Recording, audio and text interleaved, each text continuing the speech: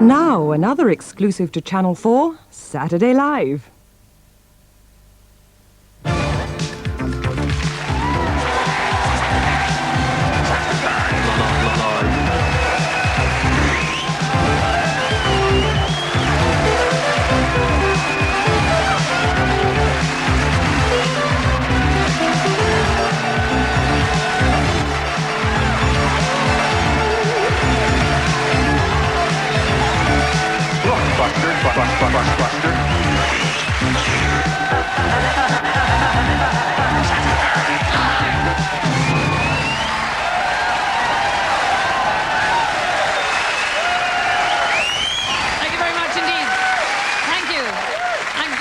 Good evening, ladies and gentlemen. Good evening, listening millions. This is Saturday Live, and we're fascinating Aïda.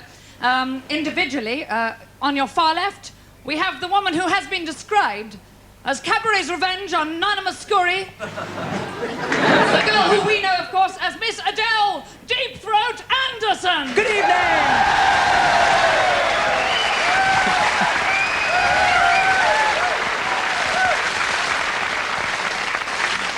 And in the centre, our glorious chanteuse, the girl who we affectionately know as Wee Marilyn. That's mainly because she says yes to Frenchmen rather more often than we would consider. I give you Miss Marilyn Shortcuts. Good evening. Thank you.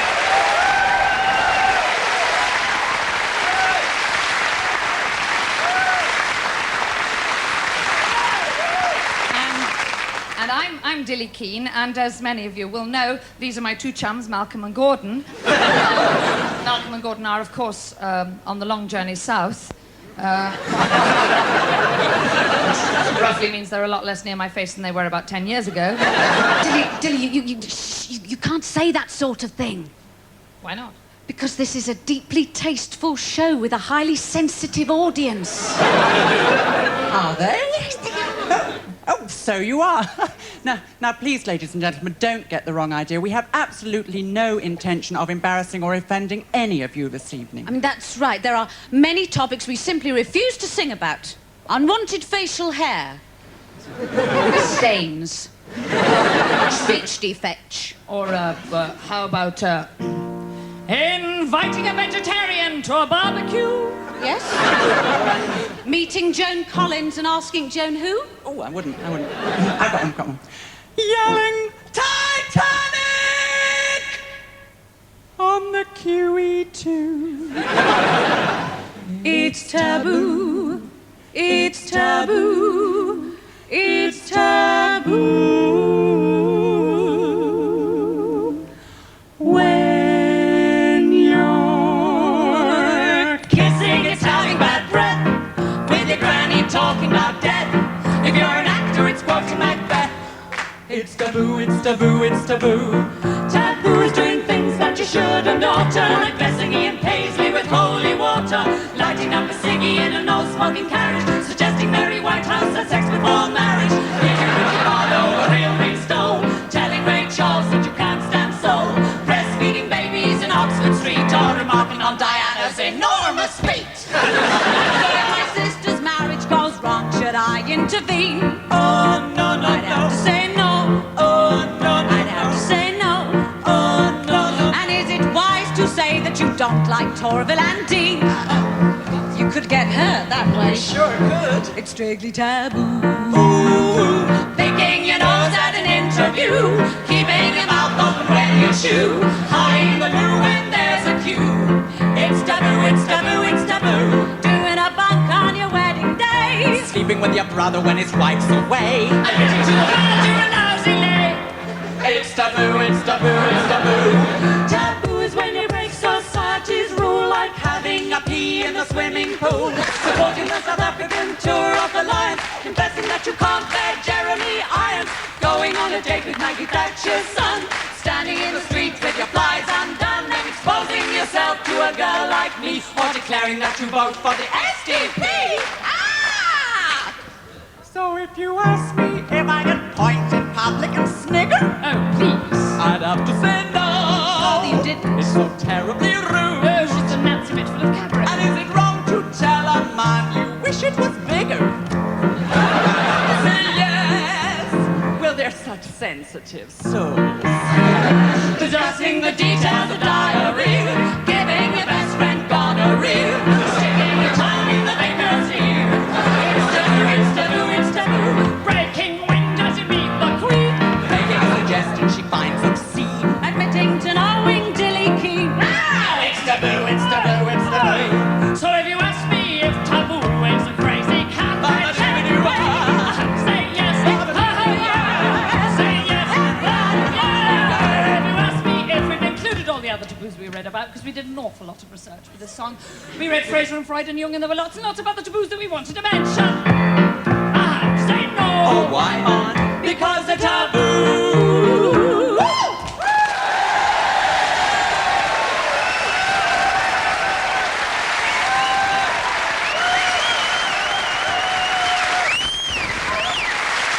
Hi. Thank you very much. Good evening. Up to now on Saturday Live, we've brought you music, comedy, politics, religion, but surely the most important thing in all our lives is, yes, you guessed what I'm talking about, fashion. So, on tonight's show, we have with us three of the brightest young things on the fashion scene today. Just going to have a little talk with them, shall we? Carnaby modes, swanky styles, and High Street Ken. Now, you three have been called the Brat Pack of British fashion. If I could turn to you first, Carnaby. Your winter collection was damned as being crass and perverse and totally lacking in wit. Who said that? What? Everyone's a critic, aren't they? Yes, and how would you answer them? Yeah, I'll let my clothes do my speaking for themselves. Okay, if I could turn to you, Ken. Ken, If I could just talk about my clothes for a minute. Sure. I mean, the whole TV coverage of the miners' strike, yeah? I mean, you know, if one thing stood out, right? Who was designing their clothes? I mean, come on. Now, Swanky, you burst onto the early 80s fashion scene with your core blimey, it's corduroy boutiques. Tell me, how did you start this revolution? Yeah, well, it goes back to my uncle. He died, and in his will, he left me 300,000 yards of corduroy. Had to shift this stuff somehow. Sure, yeah. So you've actually had no formal training as such? None whatsoever, no. I've learned everything I know about fashion from watching Thunderbirds when I was a kid. Look, I never went to university, but all fashion is a variation on Adam's fig leaf. Original sin and guilt are the designer labels of man's morality. I seek only to simplify that contradiction. Yeah, but Ken, aren't you missing the three most fundamental issues that we stand for on fashion today? No, he mentioned those. I did? Yeah, you went through them, yeah. Oh. All right, then. What's the name of that material? You know, when you go like that... What, velvet? Satin. No, it's... Oh, beige. Is it that stuff that when you push your fingers through it, it looks like a cricket pitch? Oh. You don't mean brushed nylon, do you? It's like... Corduroy. Corduroy! Corduroy! Yeah. What about corduroy? I was thinking of making a shirt out of it, maybe. Nice, yeah. It'll work. Look, I never went to art school, and I don't want to boast, but I could do this sort of thing for hours. It seems to me the problem with British fashion today is that it is Dull, Yeah, it's dull, dull, dull, dull, dull. No, stagnant. All right. Stagnant.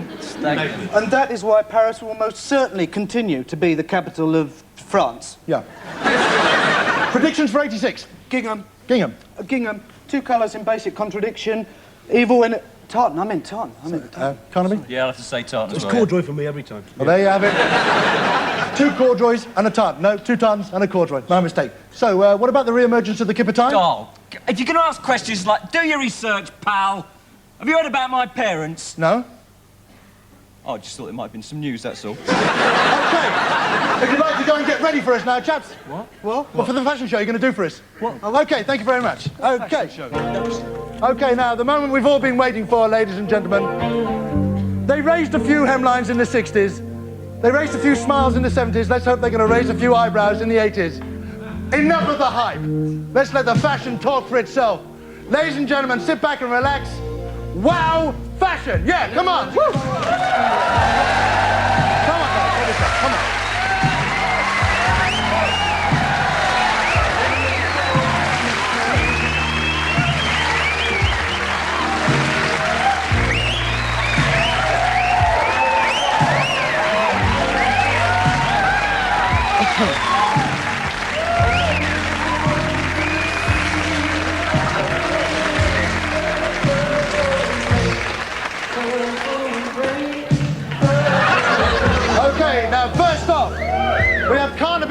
clothes. Counts amongst his influences the Elizabethan high bodice, braces, and a particularly savage beating he received at the age of 6. Go for it, Carnaby.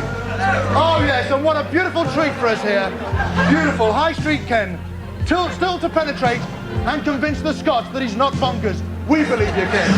After countenance, this man has had a supermarket named after him. And now, oh yes, oops. Swanky, ladies and gentlemen. Perhaps the least understood of the Brat Pack. His designs encompass body versus body, power and celibacy, fused into, hey, look, but watch it, don't touch. The King of Corduroy is back, ladies and gentlemen. Fashion Nouvelle is here to stay.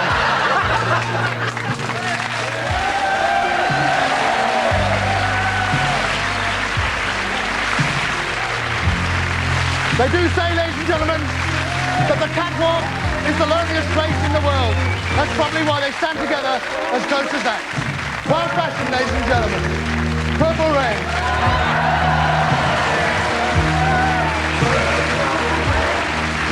Thank you very much. Wild fashion, fashion aspect. You'll be wearing it in '87. And now, ladies and gentlemen, a man who knows all about fashion, Stavros.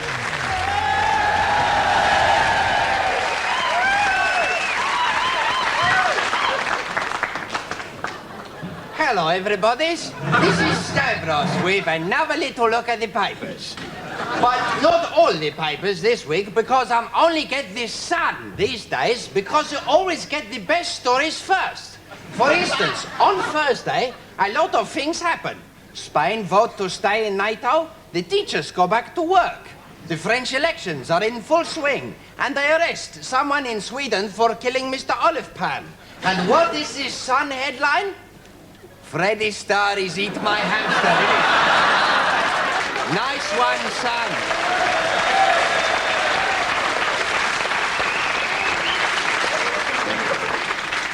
Now, I don't know if you see all this Halley's Comet biz, but I waited up the other night till 12 o'clock to see the satellite pictures coming from the very nucleus of the comet. And what is all these fascinating pictures? A load of rubbish, green, yellow, red blobs. I mean, it looked like squashed tomatoes, lettuce, dried gherkins, just the same as on the pavement outside my shop. I don't know what has happened. Maybe they just have got the wrong pictures back from the chemist, innit? Anyway, ladies and gentlemen, that's enough chit-chat. Because now, on to the very serious biz. I'm very proud to present tonight the British Academy's Film Television Award BAFTAs, live from the luxurious setting of my shop.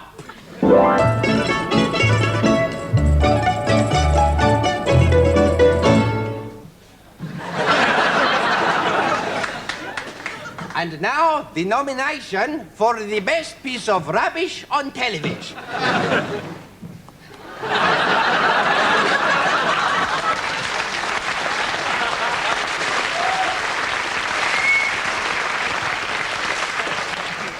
And the nominations are, number 1, Howard's Way. Let's see a clip from it, shall we? Oh, it is very nice to make love to you in this boatyard, even though you are not even my wife. Oh, yes, Tom, you are a very hot boy, innit? The second nomination is for Annika Rice for The Treasure Hunt.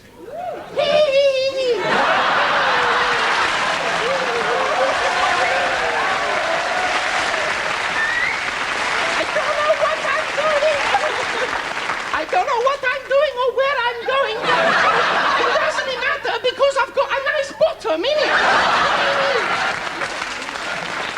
And the third nomination is for Minder. Hey, Terence, my son, I want you to do something a little bit very much against the law. Oh, leave it out, Arthur. Oh, go on, Terry. Oh, all right then, Arthur. And the winner of the competition for the most terrible program on television is... Oh dear, my wife has divorced me and run off with my son, innit? Starring Donald Sinden, Penelope Keith and Nigel Havers. And it's so bad, they're not even going to put it on. I don't blame them. And now, ladies and genitals, the award for the most appearances in other people's jokes about television, Mr. Terry Wogans.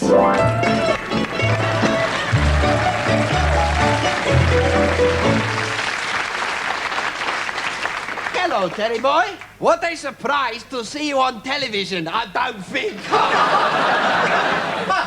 The Greek wit, almost as incisive as me own. Stavros, how's the culinary commentary on contemporary current events? What in the blood is this bloke talks about?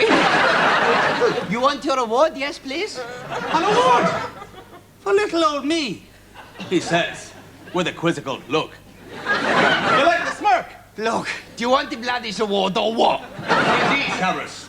Sock it to me, as they say in Dallas. You want to eat it here or takeaways? I'd like to take it away with me to my little homestead. Okay, salad, chili sauce, everything?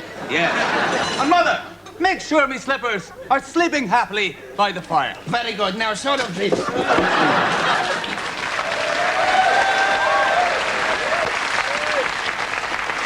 And finally, the nomination for the best band to appear on Saturday on Chanel number 4, very classy smell television, at 10 minutes to 9 is Kissing the Pink. Colour for the band.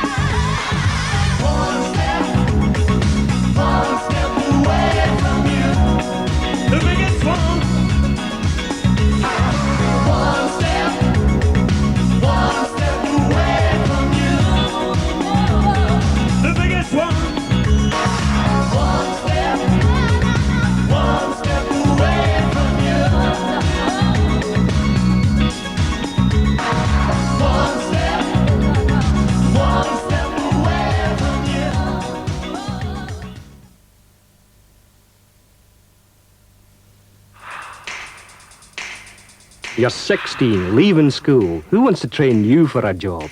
Excuse me, young man. Hi, who's a hand? Me? Over 100,000 employers, that's who. Oi, over here. Over here. Me? The fact is, now everyone who leaves school at 16 can have 2 years proper training for a skill. And at the end of 2 years, there's a recognised certificate that makes your job prospects a lot better. So all that talent need never go to waste again. YTS, training for skills. Now 16 and 17-year-old school leavers can earn while they learn. Not bad, son. Come here. Me.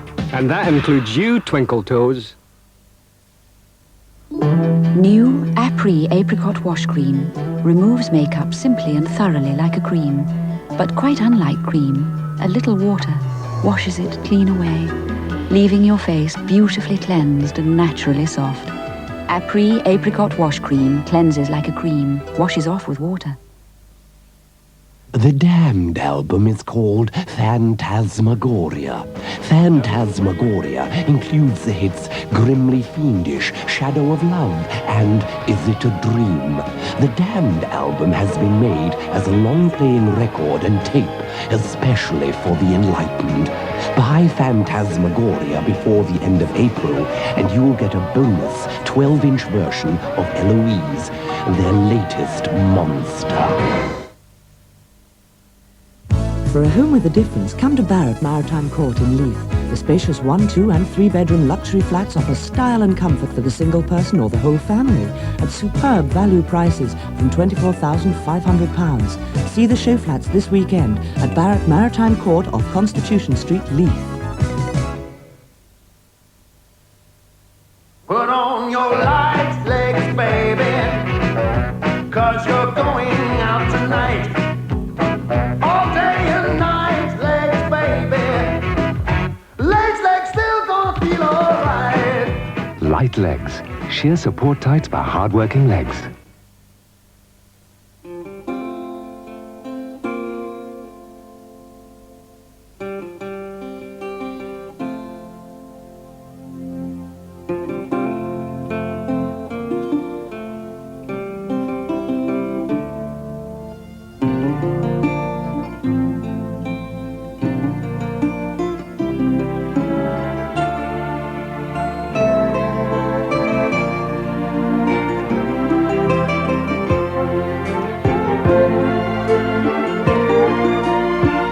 And when you're ready, go for tenants.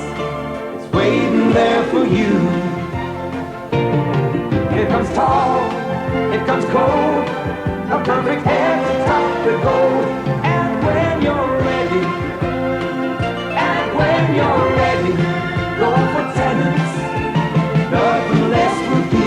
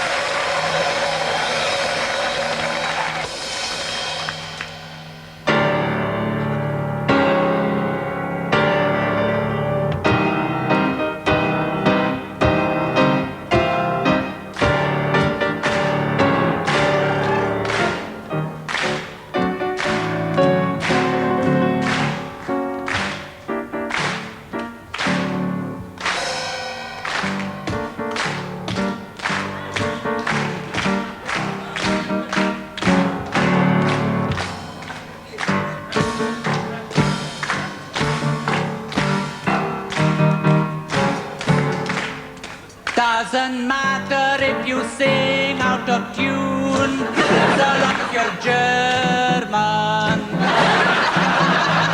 Doesn't matter if you can hardly croon, so long as you're German. So if you haven't got a note in your head, put on a silly accent instead. People will stop wishing you were dead.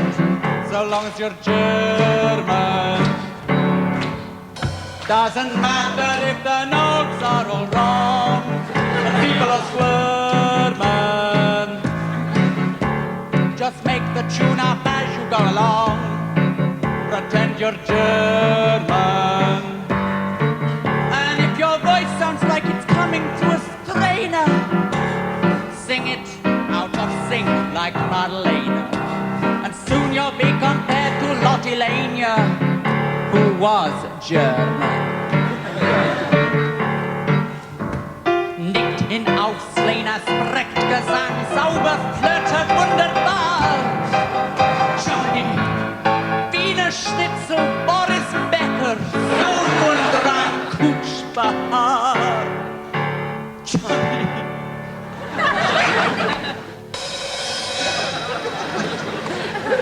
So, if you've ever wondered what you have to do to sound like a Hun,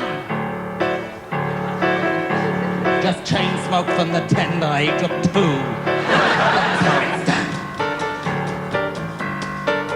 And when the audiences are all talking out, just make believe that you're a crowd. Then open your mouth and shout in German, in German, in German, in Deutscher. Jawohl!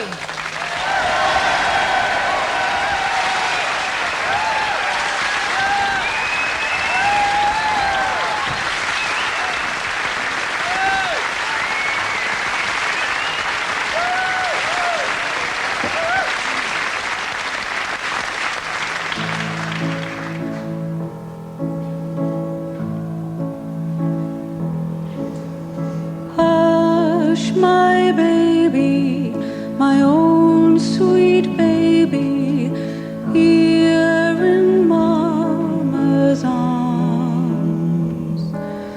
Time to rest now, time to sleep now, cradled safely from harm.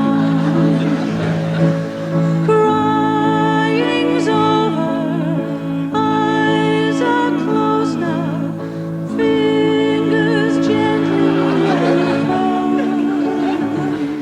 You're the only child in the world, my darling, the only child in the world. Imagine the trees now, the soft green of summer, the beauty that you'll never know. Keep close to my breast and I'll whisper the past as we sit in the darkness below. 4-minute warning, an underground prison, concrete walls and a few things from home. I'm cold and I'm frightened, though I try to be strong, but my fears won't leave me alone.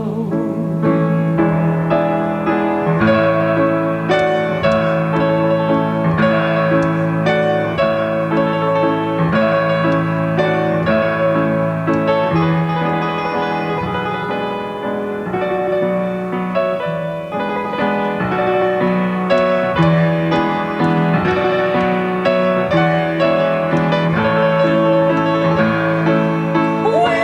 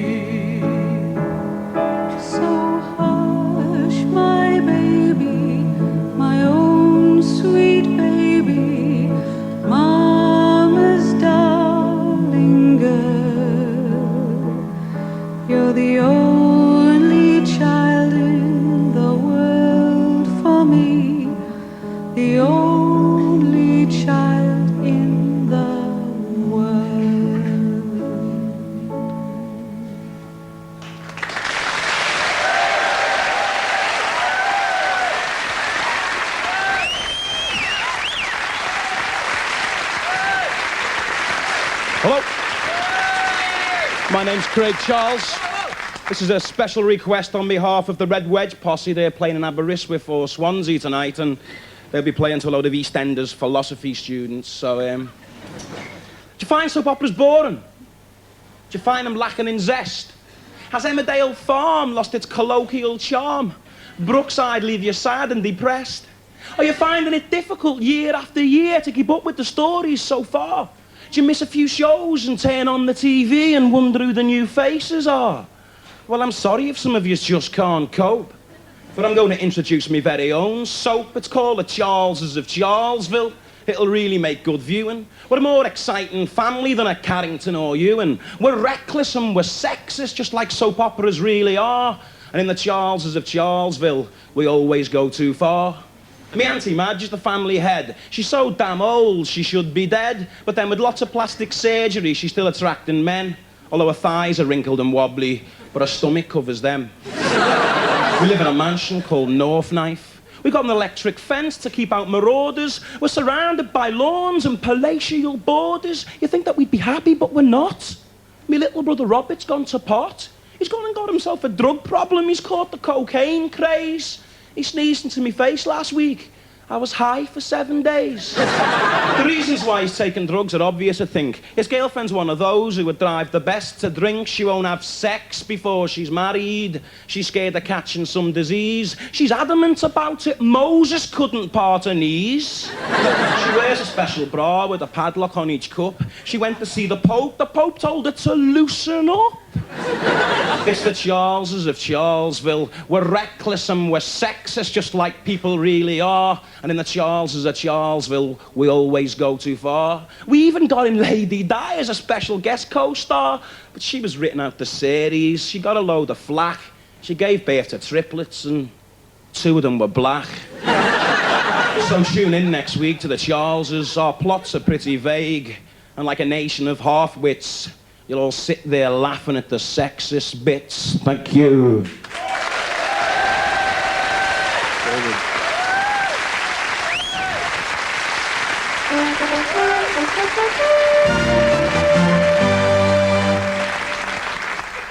Hello, I'm Peter Mostyn. Welcome to A Good Night's Sleep.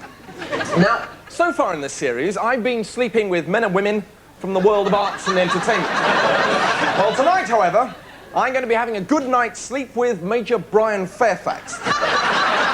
Late at the 2nd Parachute Regiment and now a mercenary soldier. Good evening, Major. Good evening, Peter.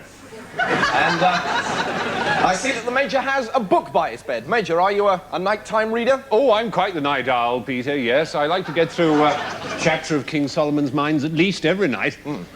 Right, well, while Major Fairfax is settling into his book, I should perhaps tell you that the Major has recently returned from the Black Township of Puntola, where he is said to have been responsible for the massacre of over 600 civilians.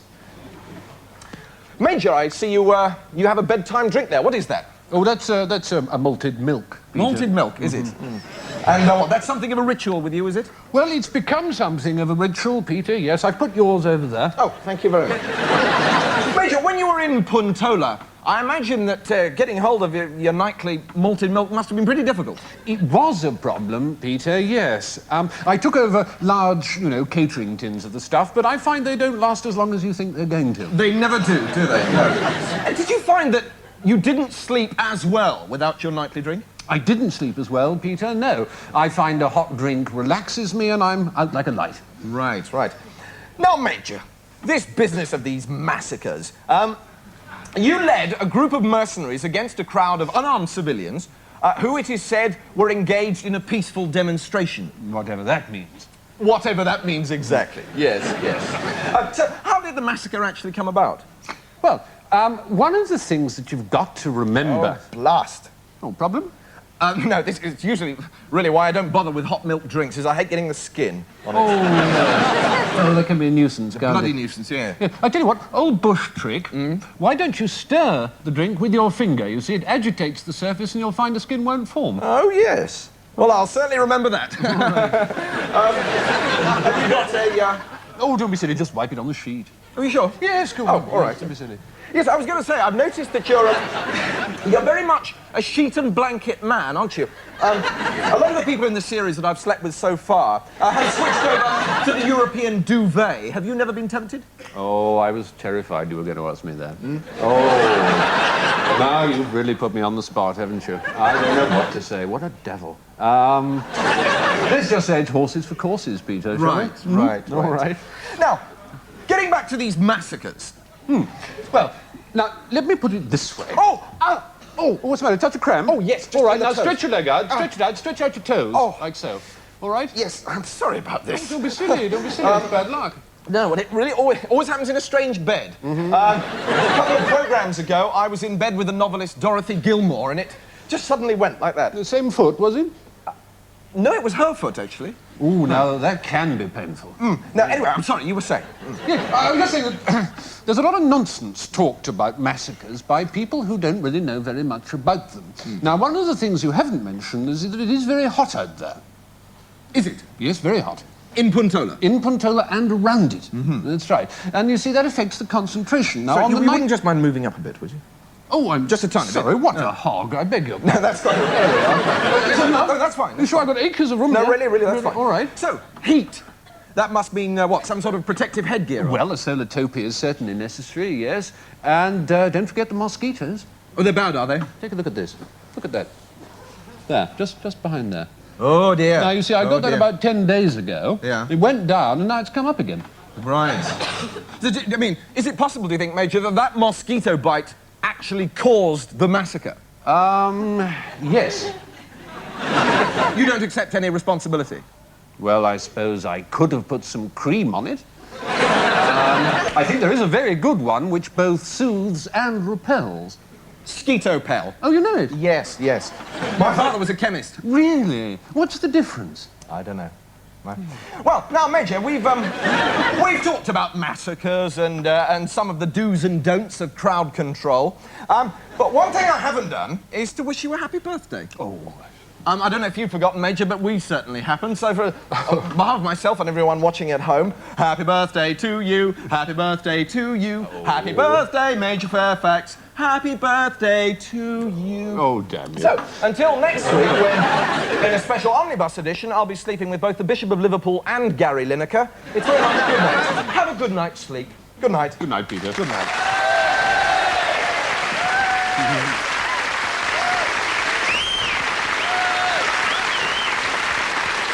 Thank you.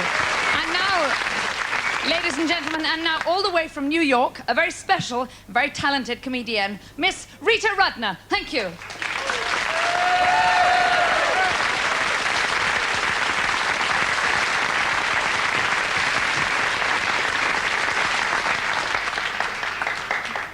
Thank you. It's so much fun to be here in London.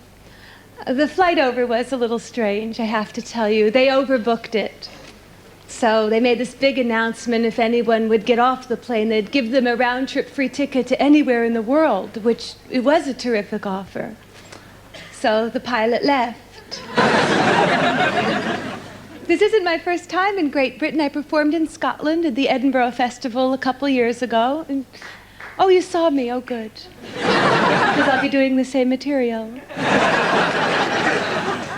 No, Scotland was beautiful. I loved it. Except we took a tour and the tour guide turned out to be a compulsive liar.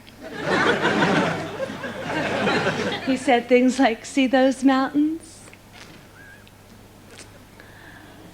My dad built them."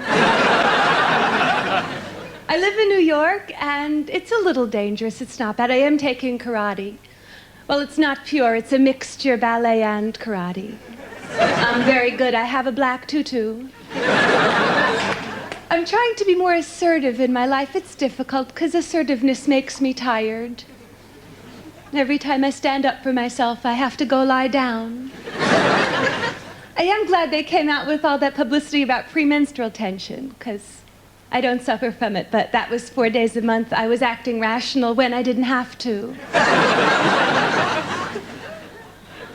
I do think I could be in the army, though, really, because I could kill. I could. It'd have to be under the right circumstances, though. I would have to find the enemy with another woman. don't kill people very often. If we don't like them, we just crochet them something very ugly.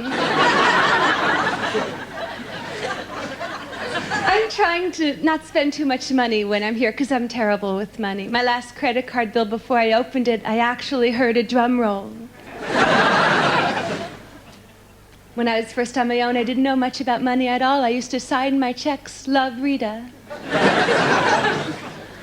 I don't understand one question. Sometimes I'm walking on the street and people ask me, "Do you have any spare change?" Does that make sense to you? Do you have any spare change? How can you tell? You haven't finished living your life yet. You could give them some change and then you could need it. When people ask me if I have any spare change, I tell them the truth. I have no way of knowing.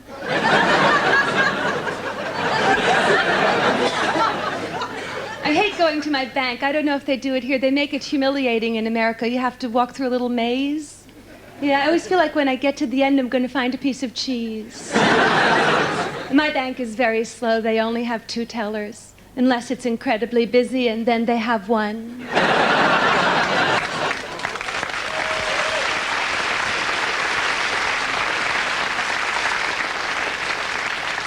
At least with cash machines, you can get your money now. Isn't that nice of banks? 9 to 3. I wonder how they originally came up with those hours.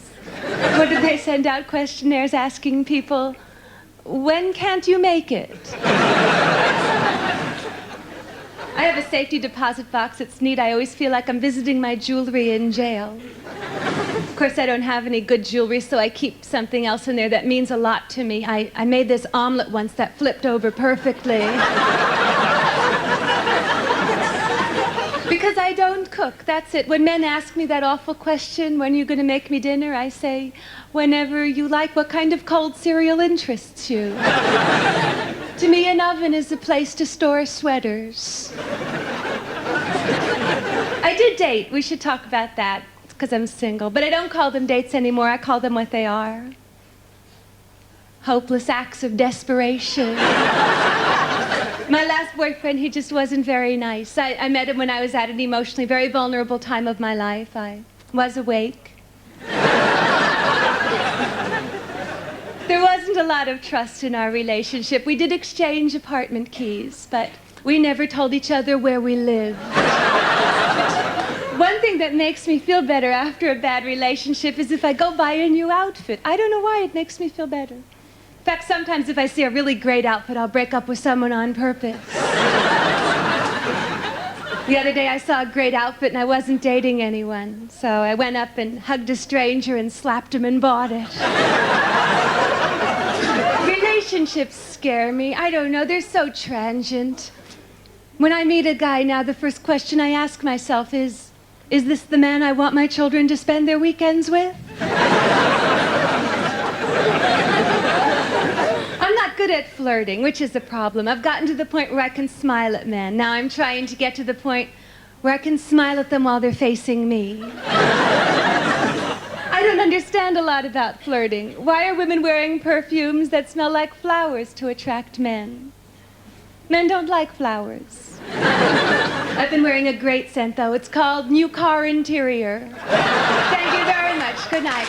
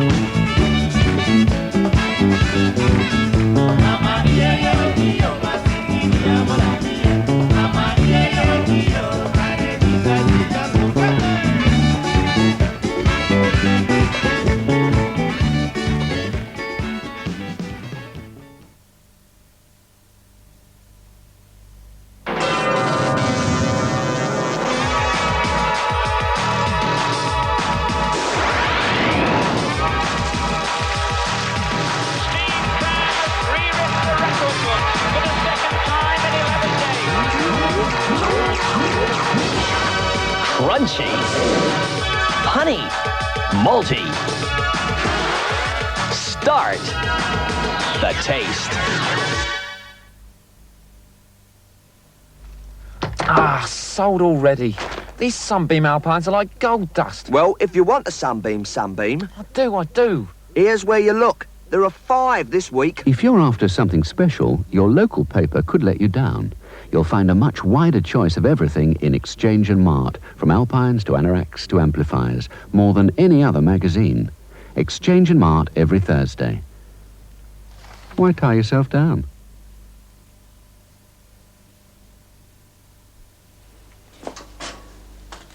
Dulux Solid Emulsion is a completely different type of paint.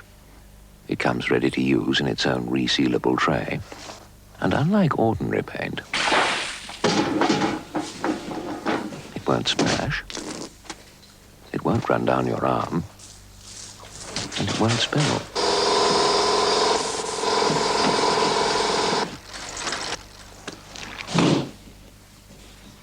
All done? Oh, yeah. Very nice. No mess, I hope. Dulux Solid Emulsion, now in 6 shades of white. Jim's the name, I fit exhausts, I fix them quick and how. People come from near and far, I think I hear one now.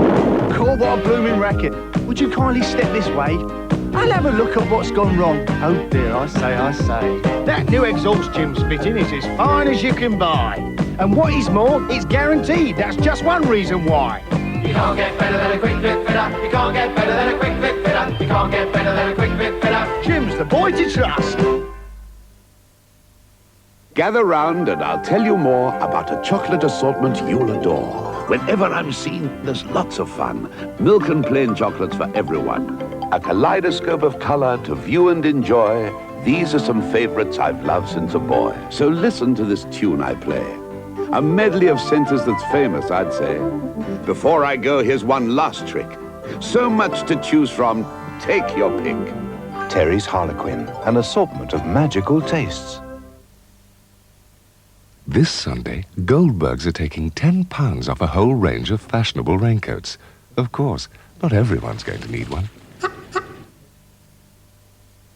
Have you ever thought how convenient it would be to have your own bank right in your own home?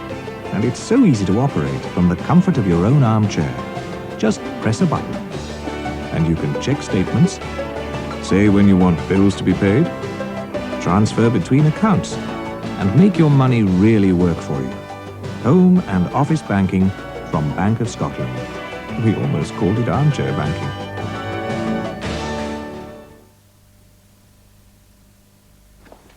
Aren't you supposed to talk whilst he's drinking? I would, but you can't let a man drink McEwen's Export on his own. McEwen's Export. It speaks for itself.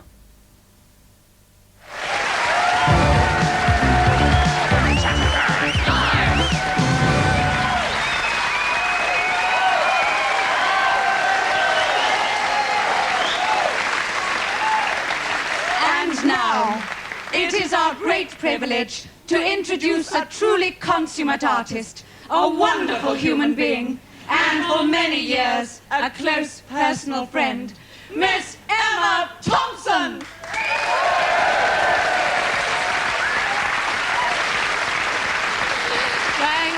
Thanks so much, girls. Great. Never met them before in my life, ever. It's first time tonight. Good evening, my name's Emma Thompson and I'm very excited to be with you tonight. It's wonderful, because of course live television is always very exciting, isn't it? No, not really. Hardly ever, in fact. But I am excited because I've had a wonderful piece of news. Mainly for the women in the audience, but for the men as well, if you're into that sort of thing, you know, women. And the news is that the IBA have finally decided to lift the ban on the advertising of sanitary products. Yes! Right, brother. There's only 2 small drawbacks right now. The first one is that adverts are generally produced by men, and they don't use those things as much as we do. And the other one is that you're still not allowed to mention the actual things that you're advertising by name. Okay? So they're going to be really great adverts, aren't they?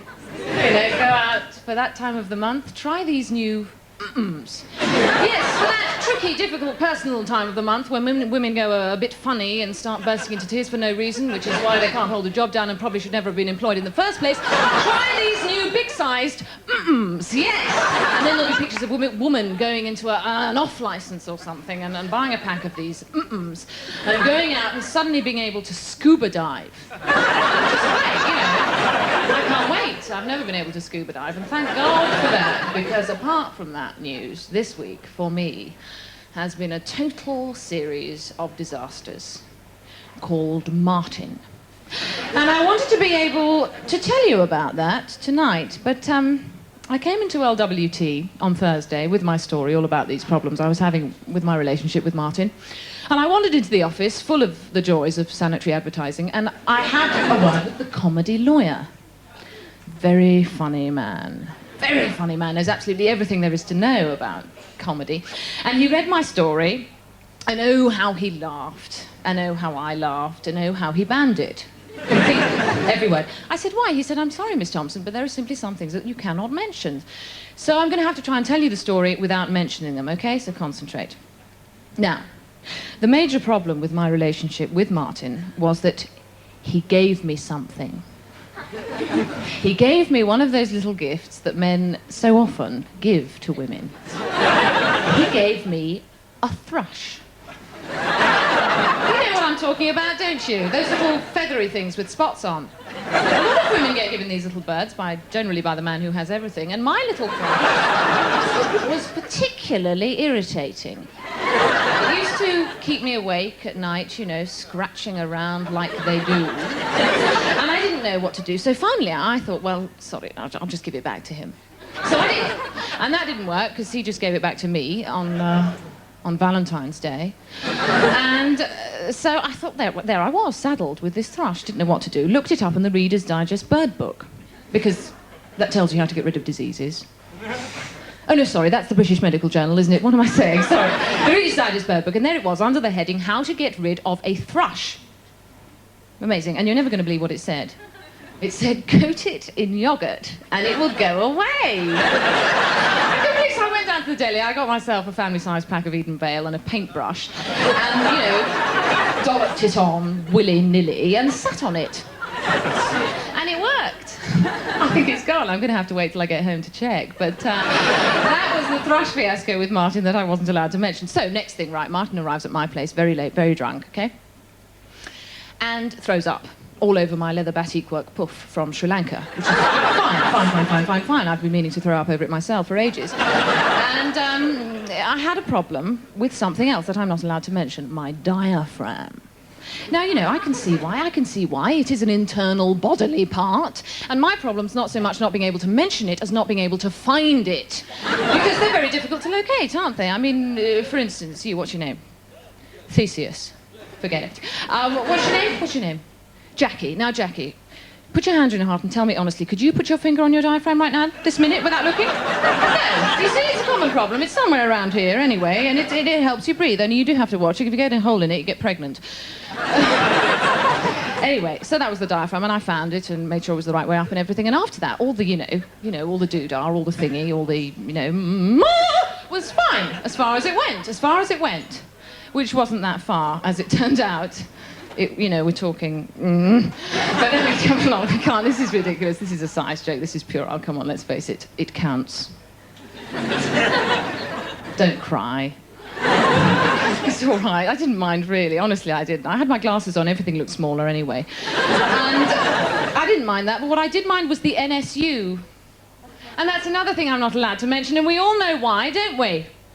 Because the National Seamen's Strike was on Thursday. You're not allowed to mention seamen at all, which is grossly unfair. Because it's a massive union with millions and millions and millions of members, and only one of them ever gets through. So there we are. That's most of the story that I was not allowed to tell you, and which I've told you without telling you. And I'd just like to say to you, Martin, if you are watching, I would just like to say that you are about as welcome in my home as a plague rat in Crystal Carrington's bidet. Okay? And to the rest of you, I think the saddest thing about this whole affair is that I'll never be able to trust a policeman again. Thank you. Good night.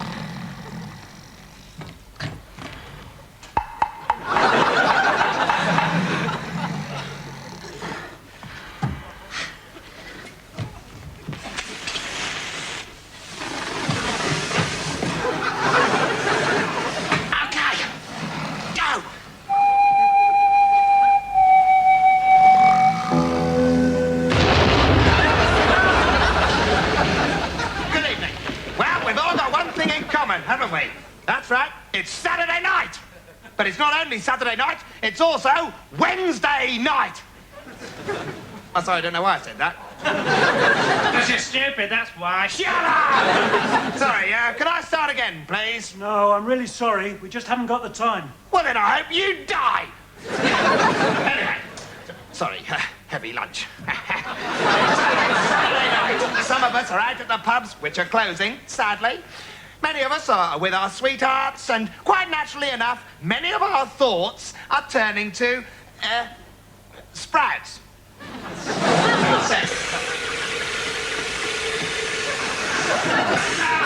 Sex is a thing that people do while they're trying to get to sleep.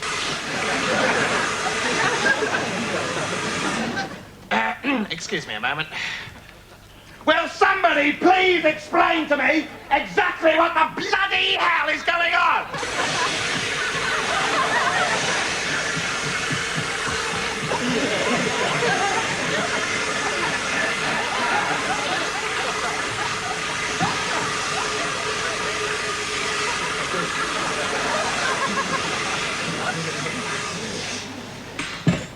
Okay.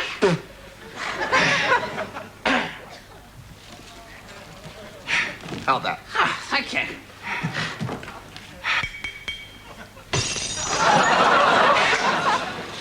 You are completely unpredictable these days. But you were on fire. Shut up! Go away! Get off my stage! Go on, go on!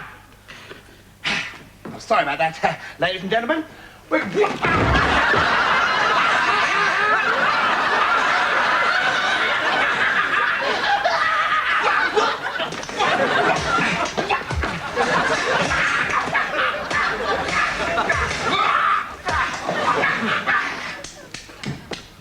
Yes.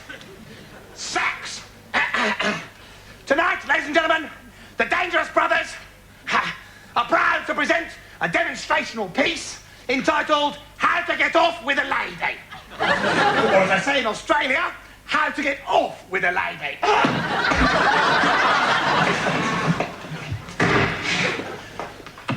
Here, for example, is a young couple on their first date. Let's see how they get down to doing it. Well, now, let's go.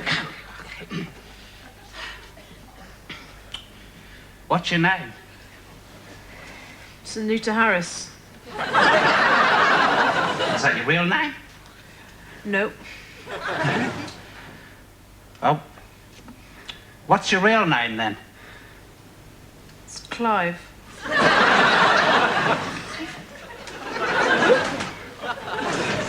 Well, Clive. You fancy a quick one? Yes. Bloody hell! Hey, Clive, do you fancy a quick one with me, Clive?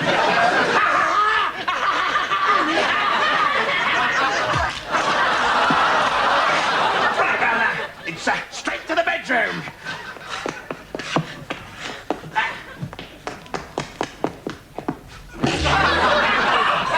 Here is a reconstruction of a bedroom, which looks exactly like a bedroom. Come on, get on, do it. I want to watch. I want to get down. Foreplay. Would you like a cigarette? No, thank you. Right then. Shall we get straight down to it? Yes, come on then. Treat me rough. Bloody hell! It's really happening! Can I have a pair of binoculars, please? Bloody hell, wait a minute, I haven't got my pants off yet. I forgot to de-rig the burglar alarm. God, that was fantastic, and now I'm pregnant. What do you mean? I haven't touched you yet. Yeah, well, you try telling that to the judge in court, yes. Yeah. What's the rudest thing I can say on television? Bloody big job. All right, you try telling that to the judge in court, you bloody farty big jobs. All right. Who said bloody farty big job? You did. Did I? Right then. I'm nicked. Oh. Well, that just about wraps it up again for another dangerous week, ladies and gentlemen. That's it, is it? Yes, thank you. Good night. That's it, is it? Yeah, shoot. Excuse me, but I'm a seriously pregnant woman. And if either you or Channel 4 think what happened there was at all amusing or entertaining, there's going to be big trouble. Do you understand? Huh? Right.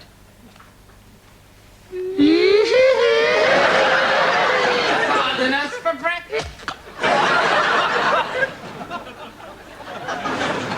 This is getting beyond a joke. I don't think it's got that far yet. Do something funny, quickly. Something funny? Okay.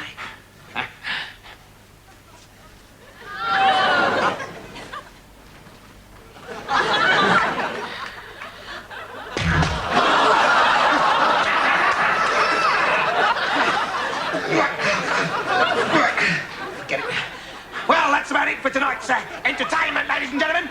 We were going to do something sensational with a couple of pianos, but I'm afraid we're going to have to drop that now. Okay. Drop the pianos. But...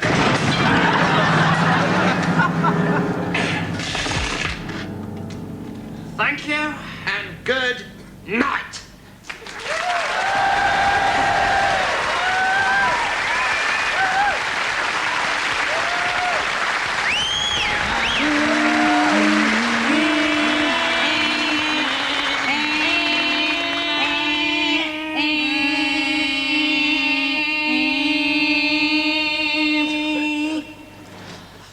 Oh, to be in England's green and pleasant land, where everyone is happy and all the folks are grand.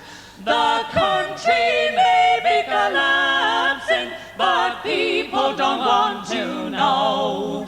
They're all far too busy maintaining the status quo. England, oh England, keep the flag unfurled. Look into the future, welcome to the third world. With a hey nonny no and a down derry do, sing baldy-roll dildo. Oh, land of Sunday cricket, roast beef and Devon cream cheese, where the restaurants are mostly Indian and the takeaways are Chinese. The roads were built by the Irish, the bankers are Arabs and Jews. The royals are Greeks and Germans, Czechs and Aussies control the news. England, oh England, red, white and blue, brown, yellow, pink and black, what a motley crew. With a hey nonny no and a down derry do, sing baldy-roll dildo. Oh, England is so beautiful, with joy you want to shout, where the people who fought in World War II are frightened to go out. Every home has a television, hi-fi and a washing machine, and the kids watch video nasties, then go out and do what they've seen. England, oh England, where the children all sniff glue, and if they run out of lighter fuel, then heroin will do. With a hey nonny no and a down derry do, sing baldy-roll dildo. Oh, the weather is never boring, it's impossible to foretell. Sometimes it rains cats and dogs and bricks and bottles as well. A government pledged to upholding the law for the citizens, white or black. Where strikers get a couple of years, the strikers get the sack. England, oh England, where the housewives all are on drugs, and the country's most famous export is undesirable thugs. With a hey nonny no and a down derry do, sing baldy-roll dildo.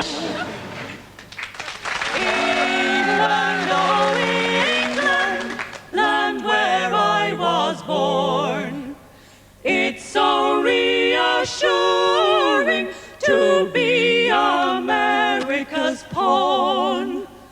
With a hey nonny no and a dum derry do, sing bo-dear-oh-dill-do.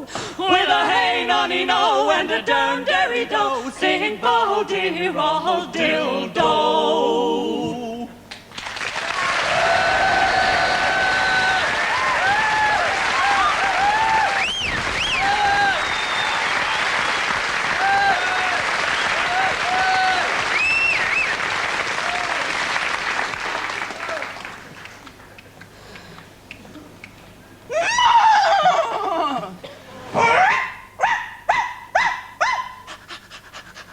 Sit, Dash. We find this program jolly boring. Does one? Oh, yeah, Mom-in-law. This year, our husband and we prefer surprise, surprise. Please turn over. That's what Charlie always says. We switch channels. How does one do that, royal personage? We haven't the foggiest. Sounds like Harry wants another Dwinkie. Oh, look, Defender of the Faith, top of the pops, one's favourite prog. One's been thinking, now that Bob Geldof is doing so much charity work, there is a gap in the music market. We are mystified. Kindly explain. One longs to be a pop star. Oh, goodness us. One's made a demo. Would we like a sneak previewette? Groovy. Really, let's die.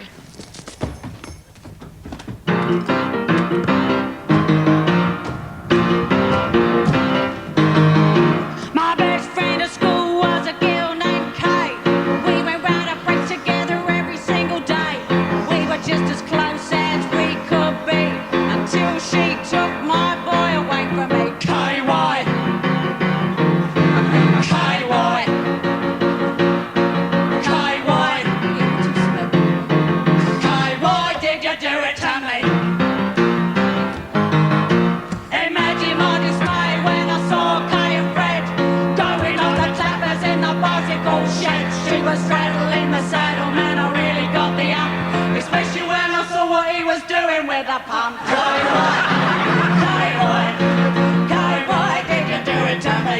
Kay, why did you do it to me?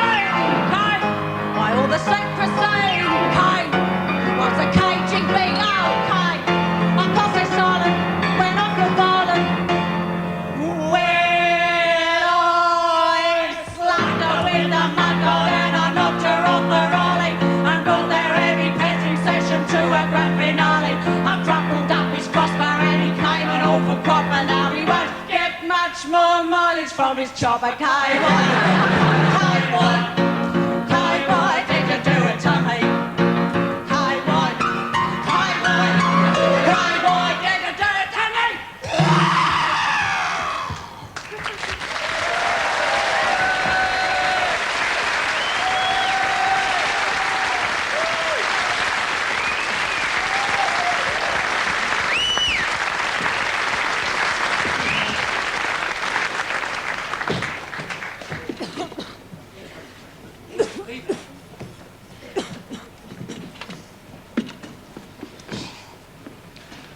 Hello, Gran. I've come to show you the photographs. Hey? The photographs, snaps. How's the psoriasis? Don't shout, dear. Oh, beg your pardon. No, I've brought you the photographs of the new baby. What? The new baby. Oh, lovely. Oh, lovely. Now, oh, yes. Now, is that Claire? No, that's the receptionist at the hospital. Oh. There's Claire. No, that's Felicity Kendall. No, that's Claire just there, just before the contractions began. Whatever is he doing? He's shaving her. Yes, you know. Well, they never shaved me. Well, things have changed, Gran. They like to do things hygienically now, and it's cleaner if you're shaved. Well, I don't know. Look, there it is. Now, there, just starting there. Do you see that? See that little head? It's all green. No, that's the doctor's head. There, that Oh, goodness me, what a lovely head of hair. one. No, that's the nurse's head. No, look, there. And that's Claire's head there, between her knees, look. So they didn't shave her? No, they don't shave the head, Gran. They shave, you know, downstairs. What? In the kitchen? No, you know, down below. Oh, her fanny. Yeah, if you like, yeah. Oh, I see. Anyway, on we go. Oh, now, what's that? Is that a map of Greece? No, actually, no. That's some sick, in fact. One of the nurses threw up. It was her first birth and she reacted rather badly. I don't think it's very nice to have photographs of sick in your baby album. Well, maybe not, but I happen to feel that it's all part of the total experience, and I wanted to record everything, you know, even the most basic human reactions, because birth is a miracle, Gran. A miracle which encompasses everything, and everyone reacts differently, you see, to it, with joy, or fear, or awe. What? Awe. Or what? No, awe, Gran. Awe. Or elation, and sometimes with nausea. And I wanted this album to reflect that variety of moods. Well, I think you should see someone about it. Oh. What's that? Guess. Oh, no, I can't. Oh, I don't like to think. What is it? It's Claire's bottom. Oh, it never is. It is. Yeah. Look, there's the epidural, the needle, you see? Needle? It looks like a lamppost. Yeah, well, I took that from underneath the doctor's armpit. I had to get really close for that one. Oh. And there's another one of the doctor, threatening me with some forceps. Oh, dear. Who wants to look at a photograph of somebody's bottom all close to like that? Do you really? You are peculiar. What does Claire say? Well, like me, she feels that it's all part of the total experience. And if you don't like it, you don't have to look. Well, you can't help looking, can you? It jumps right out at you. Yes, Oh! Oh! Oh! Oh, you are disgusting. Oh, you are awful. What is that? Oh, you are horrible. What is it? That's Matthew. Oh. Oh, little thing. Haven't you got any nice, clean photos, Yes, dear? yes, all right. Typical. No one appreciates nature in the raw. There you are, a baby. Oh. Oh, now that's nice, dear, you see, because it looks like you there instead of a road accident. You know, that looks just like that one of you I've got on Southend Beach. It's lovely. It's in his... There you are, look. You see? You haven't got a stitch on. It's bold as brass, aren't you? Picture. Good grief, I'm completely naked. You don't show that to people, do you?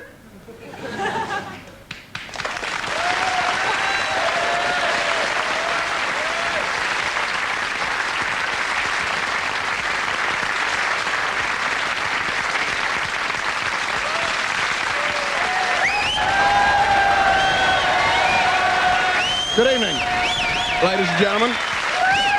You sound quite cheerful tonight. This should cheer you up. I had a little brush with the bomb the other day. It wasn't the nuclear bomb, the big bomb, the one we're all meant to be so scared of. Just a little tiny old-fashioned one. It scared the hell out of me, but, you know, it's just a little one. Didn't have a ring of peace women around it or anything. Tell you what happened. I was on the tube. Well, I say I was on the tube. I don't mean I was on the tube with Paula and Jules and all the grooving around. You know? I wasn't cool enough to get asked onto that. I was on the London Underground, you see, going home. I was going to take a bus, but down our way, the Tories said if we elected them, they'd speed the buses up.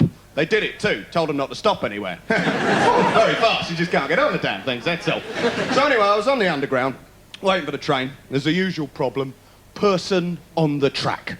Train delayed. Person on the track. Now, I don't know if this happens in other underground systems, but in London we seem to have hordes of commuting lemmings who just sort of say, oh, paper's a bit boring, wallop under a train. You know. Why do they do it?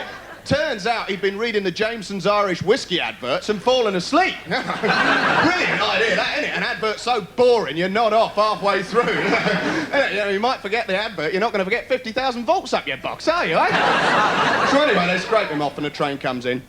And as usual, it's the wrong one. Intercity 125, completely lost. It was very embarrassing for all of us, actually. Well, that's a real gag there. Went down like a turd in a water strike. Won't bother with any more of it. So anyway, And we do that thing that Londoners always do on the Underground, you know, in a rush hour, gather around the doors in little groups, stop people getting off, you know. Because you notice everyone's a Nazi in the rush hour, aren't they? It doesn't matter on a bus, on a train, on a tube, everyone's a Nazi. Suddenly they become self-obsessed. Doesn't matter, you could be Harry Krishna all day, but in the rush hour it's, get out of my space, I want to read my Guardian, you know. I'm into peace, but if you don't get off my foot, I'm going to kill you. So anyway, I got on it. In fact, the proof of the fact that people are Nazis on the Underground, the London Underground, is the only place you'll see people reading The Standard is on the tube, right? The London Standard. London's version of Der Stürmer.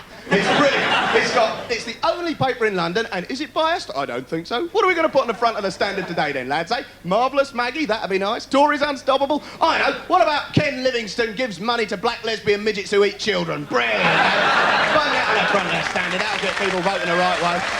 Don't back up politics, you don't believe it, do you? Anyway, or else they'll have some fabulous revelation, a picture of Lady Di's new dress. Now, I'm not going to knock the royals, because, of course, you're not allowed to knock the royals, because as people say, don't knock the royals because they can't answer back. That's what people say. They can't answer back, so you couldn't knock them. Now, what's that about? I mean, I know some of them haven't learnt to talk properly, you know. I mean, Prince Andrew, you know, Prince William, Prince Harry, but they can answer back. I mean, they're perfectly placed to, aren't they? They're on the telly every day. I mean, the Queen gets her own 5 minutes every Christmas day. She could answer back, couldn't she? A Merry Christmas to you all, and by the way, up your spitting image. She could do it, couldn't she? No problem, but she doesn't choose to. Anyway, I got on the train, on the Underground. My first paranoid dilemma. Do I tell the bloke to put his fag out, because you're not allowed to smoke on the Underground, and shall I tell him to or not, you know? And in the end, I think, no, personal freedom. I won't oppress him. I won't tell him to put his fag out. Personal freedom, live and let live. The fact that he was 8'6" and had I am a bastard tattooed on his forehead had nothing to do with it. So I sat down, and I had my paranoid dilemma. The real one. Nothing to do with fags, the one we all suffer from in the 80s. On the trains, the tubes, the unattended plastic bag. Sitting there, crunching everyone's bottom up, looking at it, thinking, is it a bomb, is it a bomb? And I know what I've got to say. I've got to do what we all have to do. I'm a responsible citizen. I say, excuse me, is that anybody's bag? Now, the British do not speak in public.